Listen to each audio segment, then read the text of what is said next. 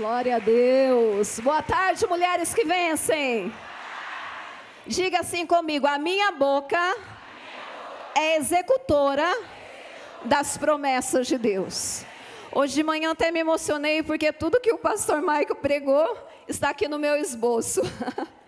Deus me chamou muito a atenção essa semana sobre a questão da nossa boca. A nossa boca, ela é executora dos milagres da obra de Deus aqui nessa terra. Então vamos abrir a nossa Bíblia lá no livro de Gênesis. Deixa eu abrir aqui meu esboço. Gênesis, eu quero ser bem breve. Gênesis capítulo 1, versículo 3. Gênesis capítulo 1, versículo 3. Ali nós vemos a primeira manifestação da vontade divina através da palavra. Deus, ele poderia ter feito isso daqui, não poderia? Deus, ele poderia ter feito isso daqui, igual hoje, né? Alex, acende aí. Não poderia ter feito isso?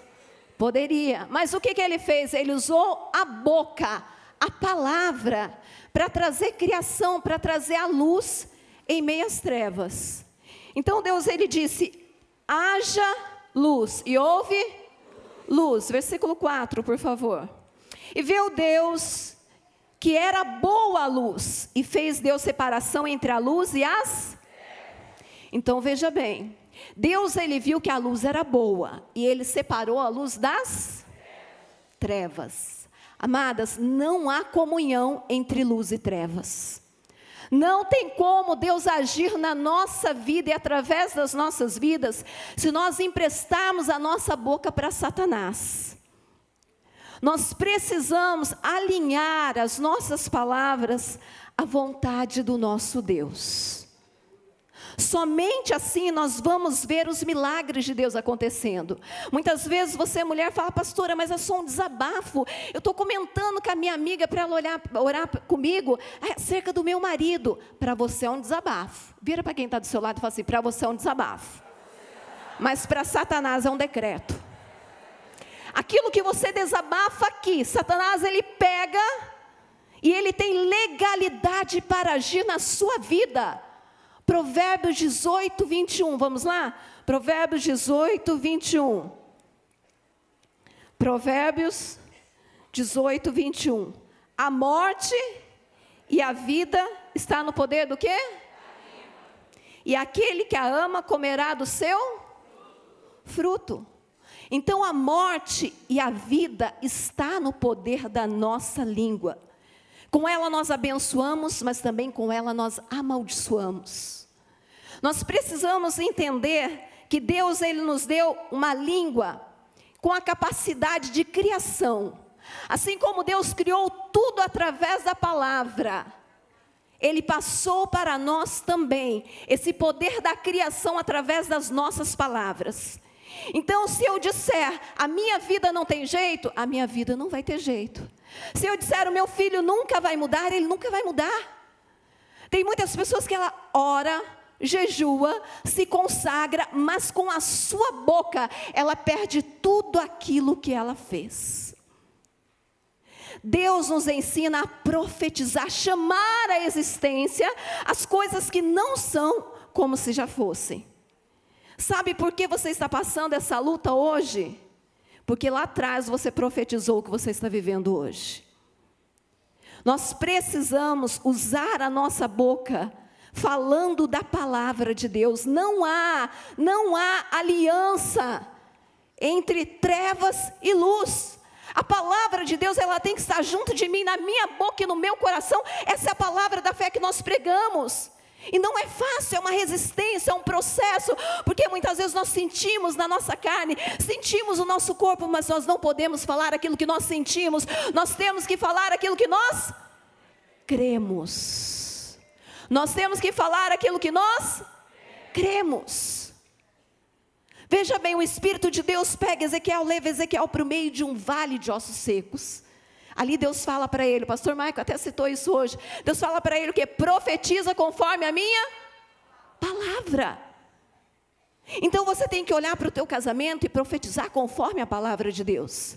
Você tem que olhar para o seu corpo e profetizar conforme a palavra de Deus. Você tem que olhar para o seu filho e profetizar conforme a palavra de Deus. O meu filho é herança do Senhor, e tudo que é herança do Senhor é bênção de Deus. O meu marido, ele é bendito. O meu marido é uma bênção de Deus. O meu corpo está curado, mesmo que eu não esteja sentindo. Eu tenho que declarar: eu estou curada em nome do Senhor Jesus. Amadas, a nossa boca, ela tem o poder da criação.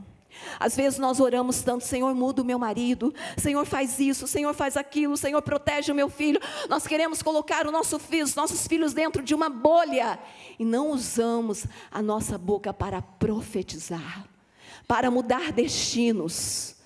Escreve isso, guarda isso na tábua do teu coração. Deus não muda destinos em boca que só confessa derrota. Deus, ele não pode mudar a sua vida se você está confessando aquilo que Satanás, ele quer. Porque a tua palavra é um decreto para Satanás agir. Vamos abrir lá em Gênesis agora para terminar. Gênesis, capítulo 29. Gênesis, capítulo 49. Gênesis, capítulo 49, versículo 22. Gênesis capítulo 49, versículo 22. Jacó está aqui abençoando os seus filhos. Jacó, ele pega todos os seus filhos e ele começa a profetizar. Ele começa a declarar um destino para os seus filhos. Ele começa a formar um destino para os seus filhos. E quando ele chega em José, ele diz: José é um ramo frutífero junto à fonte. Seus ramos correm sobre o muro. Olha que coisa maravilhosa. Jacó, ele sabia do poder que havia na palavra. E ele pega todos os seus filhos. Se você olhar no capítulo 49, você vai ver ele profetizando sobre todos os seus filhos. Ele dando ali o curso da natureza, conforme aquilo que Deus havia falado no coração dele. Ele diz: José será um ramo frutífero. Ele não pediu: protege o meu filho, livra o meu filho da perseguição. Não, ele disse: José é um ramo frutífero. E a profecia que ele deu sobre o seu filho foi a base para José aguentar todo o processo que ele passou, até que ele se tornasse esse ramo frutífero. Igreja, vamos despertar. Coloque a mão na cabeça do seu filho e profetiza sobre a vida dele. O meu filho é herança do Senhor. O meu filho é bênção de Deus. O meu filho é um jovem que ele é cabeça e ele não vai ser cauda nessa geração. O meu filho é um grande homem de Deus. O meu marido é uma bênção de Deus. Mas sabe o que está acontecendo, que Deus falou no meu coração essa semana? João 3,19. E a condenação é esta: que a luz veio ao mundo, mas os homens amaram mais as trevas do que a luz. Essa é a condenação que a igreja de Cristo está carregando. Igreja, nós estamos numa igreja abençoada. Nós temos palavras todos os dias. Todos os dias o missionário, ele posta uma palavra. Todos os dias nós temos programações abençoadas. Mas o problema é que nós ouvimos por aqui e saímos por aqui. A palavra entra de um lado e sai do outro. Nós não guardamos a palavra no coração. E por isso estamos rejeitando a luz e aceitando as trevas. Satanás diz que o teu marido não tem jeito e você tem aceitado. Satanás diz que o teu casamento não tem jeito e você tem aceitado. Porque você está amando mais as trevas do que a luz. Vamos ouvir a luz da palavra de Deus. Vamos deixar a palavra de Deus entrar no nosso coração, guiar a nossa vida. Nós podemos não conseguir controlar muitas vezes as nossas emoções. Às vezes elas são tão fortes sobre nós, mas nós podemos controlar aquilo que sai da nossa boca. Nós podemos sim não dar legalidade a Satanás e chamar à existência as coisas que não são como se já fossem. Como Abraão, Romanos 4:20, a Bíblia diz que o Abraão, ele foi fortificado na fé dando o quê? Está muito fraco. O Abraão foi fortificado na fé dando? Qual era o estado de Abraão? Um homem já em idade avançada, com a sua esposa já em idade avançada. Mas ele recebeu uma promessa de Deus. E ele não abriu mão dessa promessa. Nós podemos citar também aquela mulher de 2 Reis 4:18, que o seu filho morre nos seus joelhos. E ela pega o filho em seus braços e ela leva na cama do profeta aonde a promessa nasceu. E ali, quando perguntado a ela, o que ela disse? Tudo vai bem. Você já imaginou o coração daquela mãe? A angústia daquela mulher, o desespero daquela mulher. Mas ela declarou: tudo vai bem.